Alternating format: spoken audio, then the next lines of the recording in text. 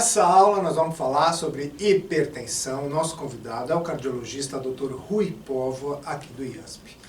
Doutor, hipertensão, como que a gente descobre que tem hipertensão?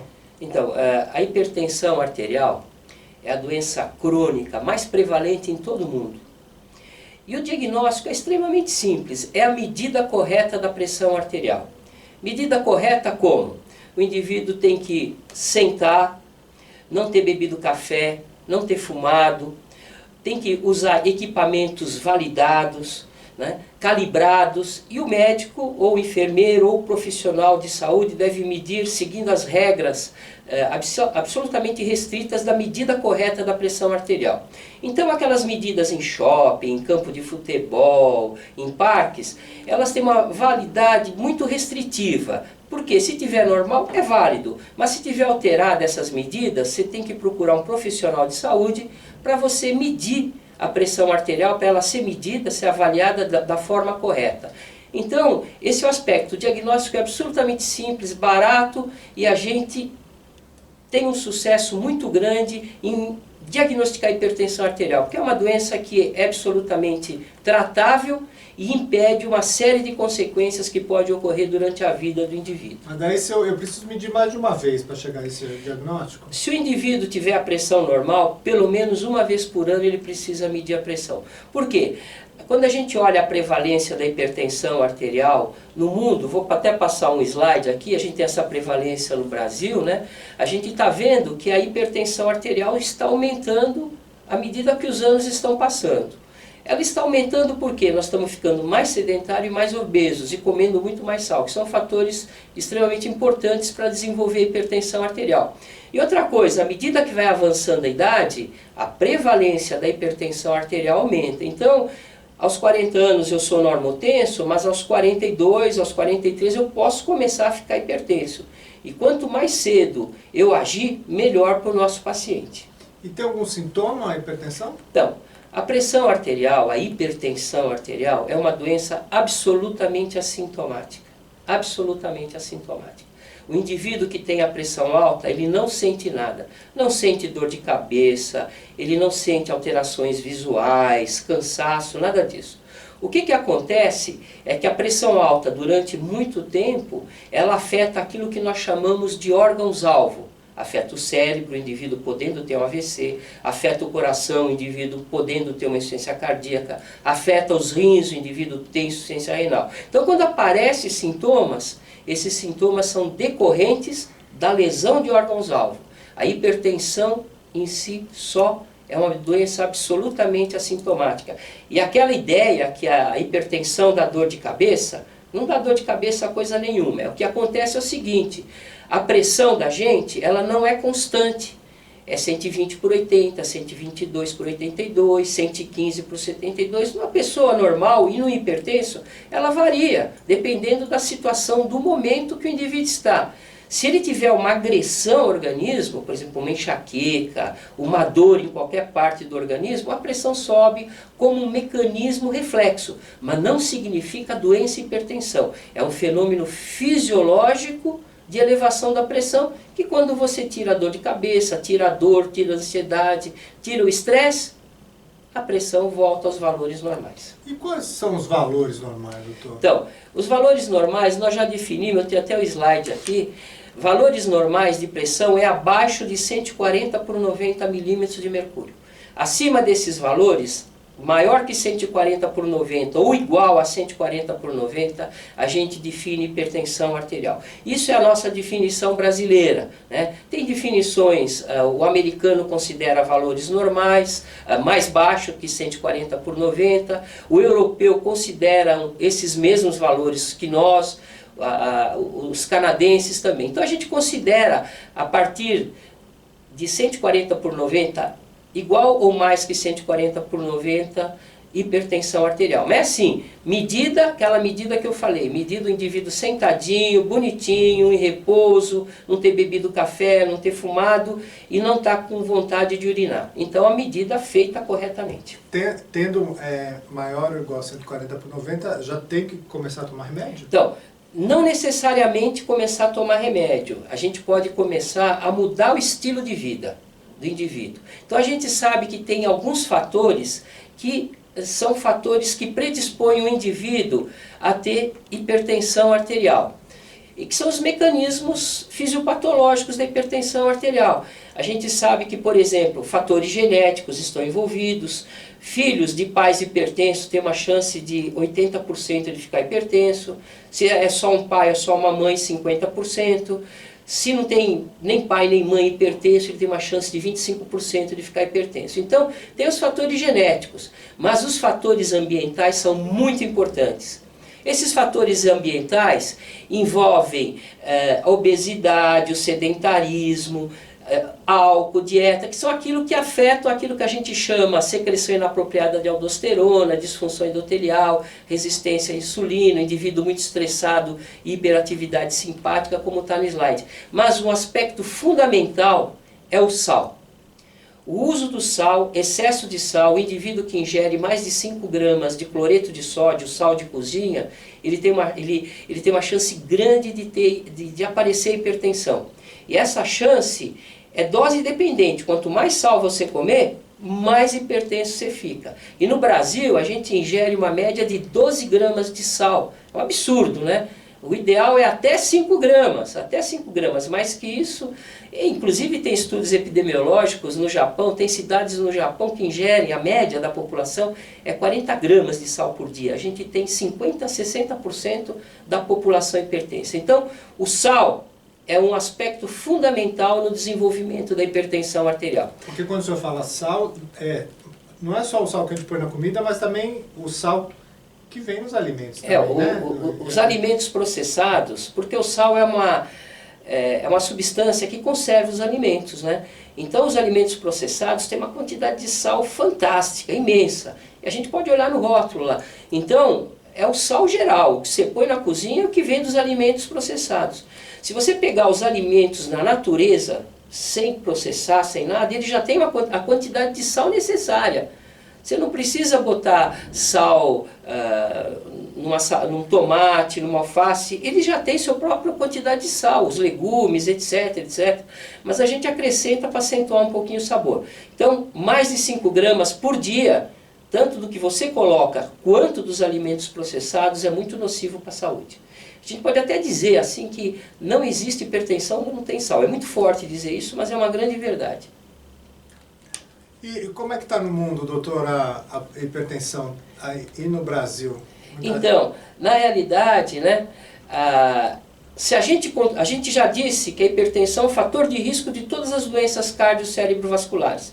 Se eu controlar a pressão, e eu já vou responder a pergunta que você fez, como controlar essa pressão, se eu controlar a pressão, eu reduzo esse risco cardiovascular. Então, quando a gente olha o Brasil, a gente tem 19% dos nossos hipertensos controlados. É muito, muito baixo.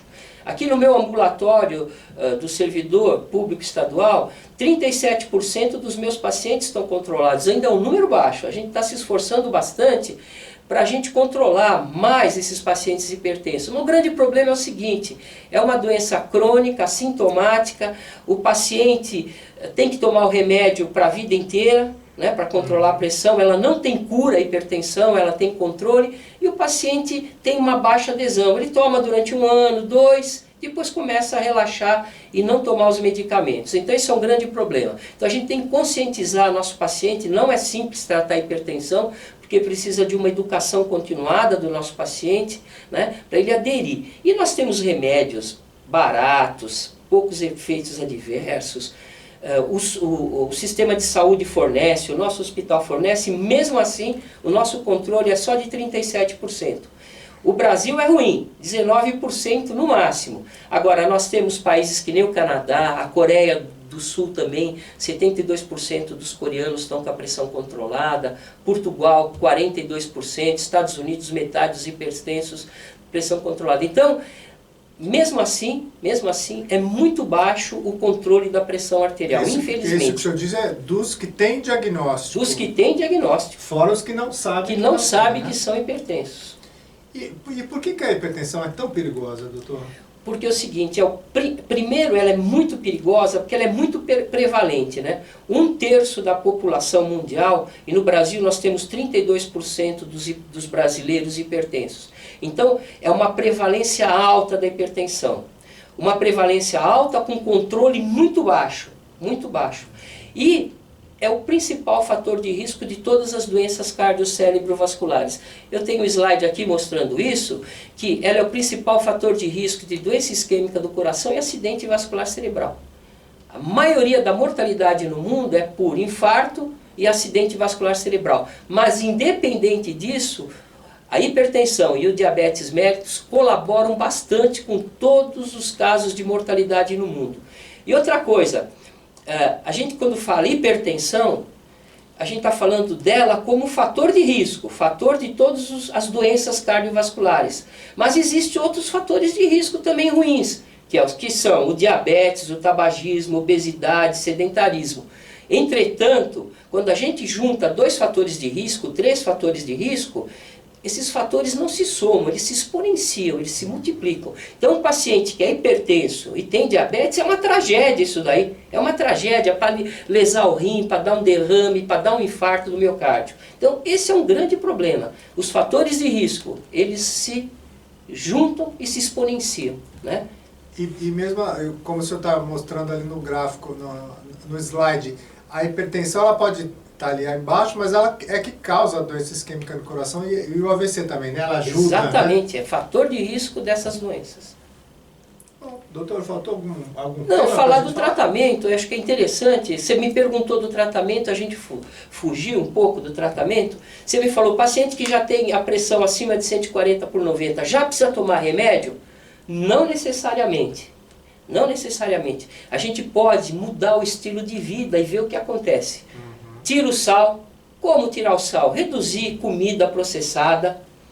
Em casa, vê a quantidade de sal que põe nos alimentos, vai se habituando, põe temperos, pimenta é bom, não faz mal nenhum, põe mais temperos. Cuidado com alguns temperos que tem sódio.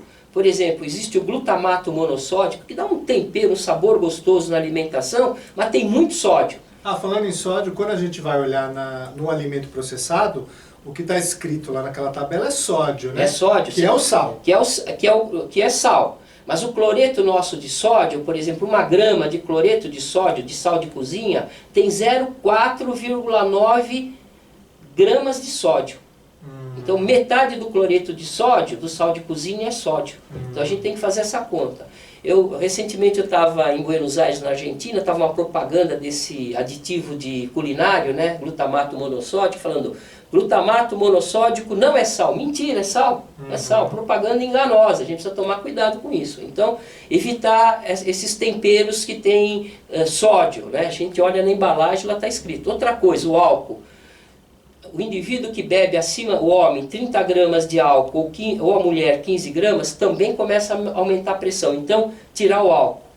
Combater a obesidade. Por que a obesidade? O indivíduo é obeso porque ele come demais. E ele come muito sódio. O obeso ingere uma média de 18 gramas de sódio. O gordo não vai na churrascaria, come uma picanha com sal, a outra sem sal, né? Ele ingere sal à beça, né? Outro fator de risco muito grave é tabagismo. É tão grave, ou até mais, que a hipertensão e que o diabetes. Então, parar o tabagismo é outro fator de risco, né? Comer uma comida saudável, com pouca gordura, evitar o estresse. E uma vida saudável, fazer exercício físico e uma alimentação saudável. Legumes, vegetais, frutas, né? E evitar comidas processadas, né?